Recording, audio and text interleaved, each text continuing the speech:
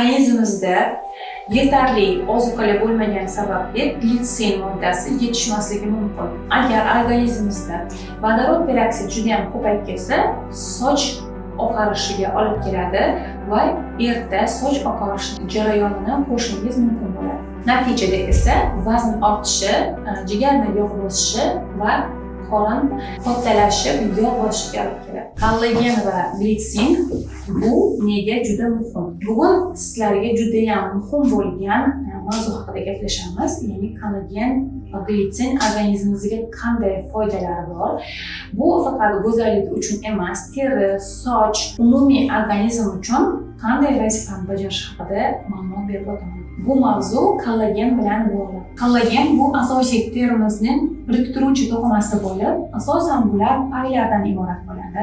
Qiziqarli tomoni shundaki, organizmimizdagi kollagenning 1/3 qismi glitsin deb nomlanadi. Glitsin essensial bo'lmagan aminokislota hisoblanadi.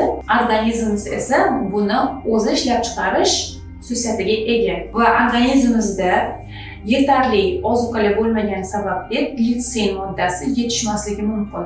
Masalan, ko'pchilik proteinlar iste'mol qiladi, go'shtlar iste'mol qiladi. Bu esa glitsin ishlab chiqarishga yetishmasligi mumkin. Bizga eng kerakli bo'lgan moddalar bular, lekin bu mahsulotlar unchalik glitsinga boy emas. Glitsinga boy mahsulotlar esa tovuq terisi, suyak tog'aylari va organik go'shtlar hisoblanadi. Hozirgi kunda esa bunday mahsulotlarni juda ham kam iste'mol qilayotganimiz sababli organizmimizga tabiiy glitsin yetishmasligi kuzatiladi. Masalan, glitsin organizmimizda asosiy antioksidant, glutatsion organizmimizdagi vazifasi tanamizdagi toksinlardan tozalash hisoblanadi. Agar bizda glitsin yetishmovchiligi bo'lsa, organizmimizda detoks jarayoni sekinlashadi, toksinlarimiz ko'payadi, hazm jarayoni sekinlashadi, toksinlar ko'payadi va albatta yallig'lanishga olib keladi. Glitsin ichak salomatligi uchun juda ham muhim,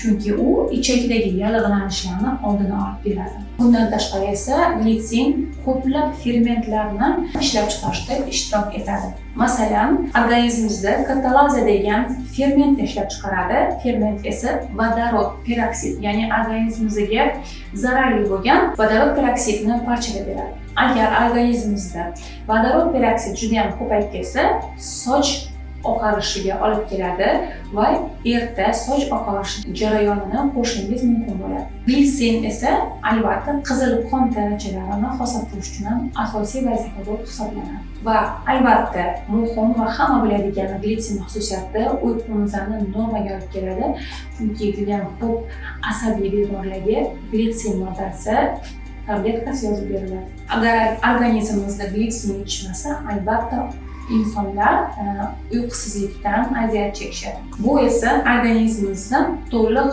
ishlanishiga to'sqinlik qiladi. Yana bir qiziqarli ma'lumot, glitsin esa insulin sezgirligini normal qiladi va bu qonimizdagi shakarni kamaytirish uchun juda ham muhim. Natijada esa glitsin bizni vazn ortishidan ham himoya qilishi mumkin. Glitsin yetishmasa, bizda vazn ortishi mumkin. Natijada esa vazn ortishi, jigarda yog' bosishi va qorin kattalashib, yog' bosishiga olib keladi. Glitsinni qanday olish mumkin? Bunday holatlarda bizga kollagen yoki jelatin iste'mol qilish maqsadga muvofiq bo'ladi. Masalan, jelatin kukuni, suyak sho'rvasi va butun tovuqlardan tayyorlangan sho'rvalarni iste'mol qilish kerak bo'ladi. Yana bir variant, ya'ni gidroliziz kollagenlarni iste'mol qilish bilan bu mahsulotlarni organizmga yetarli darajada olish mumkin. Agar glitsin iste'mol qilinsa, kunlik miqdori 4 gramdan 10 gramgacha bo'lishi mumkin.